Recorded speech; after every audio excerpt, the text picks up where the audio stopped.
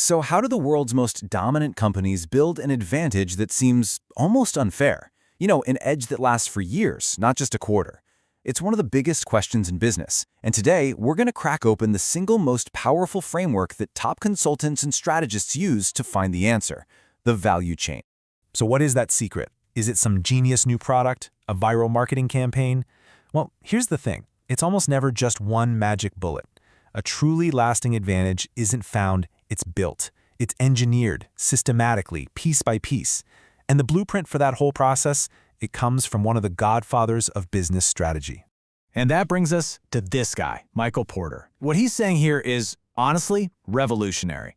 He's telling us you can't figure out what makes a company win by just looking at the final score, the profit margin, the stock price. No, you have to pop the hood. You have to get a magnifying glass and break the business down into every single distinct thing it does to design, produce, market, deliver, and support its product. That is where the real game is won or lost. So here's the game plan for today. First, we'll frame the puzzle itself. Then we'll break down Porter's actual framework, piece by piece. We're going to bring it all to life with an awesome case study on Trader Joe's. Then we'll clear up a super common point of confusion: value chain versus supply chain. And finally, I'll give you a simple 3-step toolkit so you can analyze any business's value chain yourself. All right, let's dive in. Porter's value chain framework. Think of this less as a stuffy academic theory and more like an MRI for a business. It's the diagnostic tool that lets you see how all the pieces connect and, most importantly, where the hidden opportunities are to create a massive advantage. On the surface, the definition seems pretty straightforward, right? It's the whole sequence of activities to get a product to a customer. But the key word here, the one that changes everything, is value. Every single link in this chain is an opportunity to add value for the customer, or to become more efficient, or, and this is the holy grail, to do both at the same time. And that leads us to the ultimate goal. The entire point of doing this analysis is to answer one question: how can we deliver the absolute most value to our customer for the lowest possible cost? That gap between value and cost, that's your profit margin. And widening that gap is how you build an advantage that your competitors just can't touch. Now, this is where Porter's genius really shines. He broke it down in a perfectly me-see way. That's consultant speak for mutually exclusive and collectively exhaustive. Every single activity in a company fits into one of two buckets. On the left, you have primary activities. These are the things that directly create and deliver the product. On the right, you have support activities. They don't touch the product themselves, but they're absolutely essential for making the primary activities better. Think about it. Human resources, a support activity, doesn't make the product, but hiring amazing people makes your operations, a primary activity, way more effective. Okay, enough theory. Let's see this thing in the wild. We're going to run a case study on Trader Joe's, a company that is famous for its cult-like following and killer competitive edge. We're going to walk through each of their 5 primary activities to see how a series of unconventional choices adds up to an absolutely brilliant strategy. Let's kick it off with their first primary activity: inbound logistics. So this is all about how a company gets its materials and products in the door. Now, most grocery stores stock their shelves overnight when customers aren't around. Trader Joe's, they do the exact opposite. You'll see employees moving pallets in the aisles right at 5 p.m., and this is genius on 2 levels. First, the obvious one. They save a ton of money on overnight labor costs. But second, and this is the strategic part, it creates a busy, energetic vibe. It sends a message that we're all in this together, making the store feel more like a bustling marketplace than a sterile supermarket. Okay, moving on to primary activity 2, operations.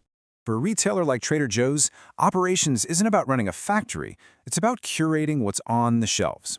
And this, right here, is the absolute heart of their strategy. Over 80% of their products are their own private label. This is huge. It gives them way higher profit margins, and, critically, it means they sell unique stuff you can't get anywhere else. You can't just go price check their Mandarin orange chicken on Amazon.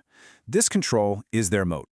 All right, let's keep it moving to primary activity 3, outbound logistics. This is how you get the product into the customer's hands. And this is wild. While all their competitors are pouring billions into home delivery, Trader Joe's offers none, 0. And this is not an accident. By saying no to delivery, they can pour every single resource into making the physical store experience amazing. For them, outbound logistics is the in-store experience, down to those little tasting stations that create a fun vibe and get you to try something new. And that flows perfectly into our next link in the chain, primary activity 4, marketing and sales. Ever seen a Trader Joe's TV ad?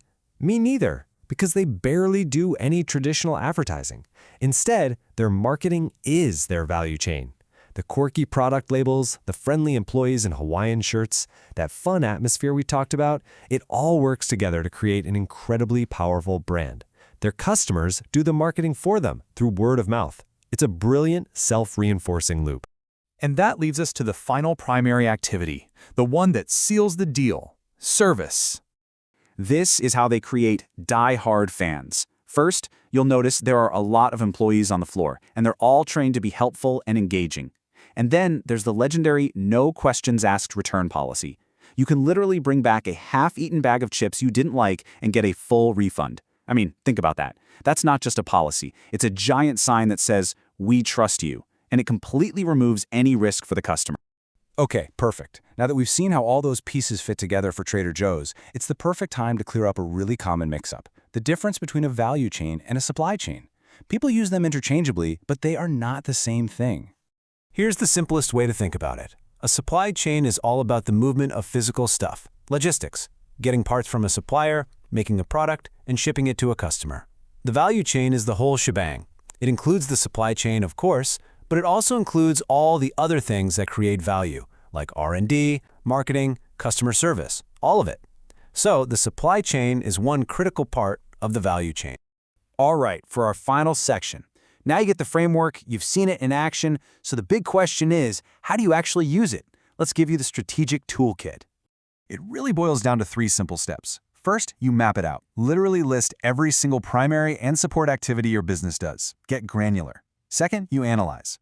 For each of those activities, figure out what value it's creating and, just as important, what it's costing you.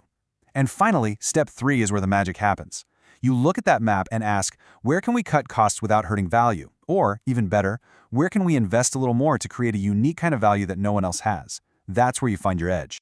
So I'll leave you with this one question. As you go back to your own work or you're looking at a competitor, I want you to put on that consultant hat.